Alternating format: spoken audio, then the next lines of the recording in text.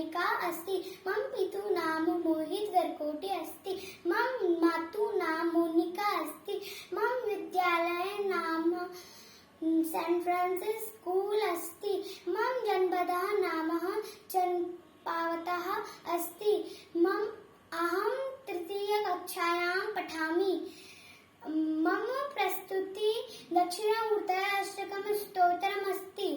विश्वं दर्पण दृश्यमाननगरी तुल्यं निजान्तर्गतं पश्यन्यात्मनि मायया बहिरिव भूतं यथा निद्रया। यः साक्षात् कुरुते प्रबोधसमये स्वात्मानमेवाद्वयं तस्मै श्रीगुरुमूर्तये नमः। इदं श्रीदक्षिणामूर्तये तस्मै श्रीगुरुमूर्तये नमः। इदं श्रीदक्षिणामूर्तये।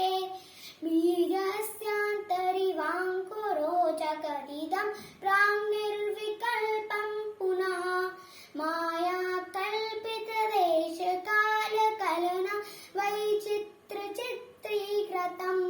मायावीवजम्मयत्यपि महायोगी वयस्वेच्छया तस्मै श्रीगुरुमूर्तये नमः। इदं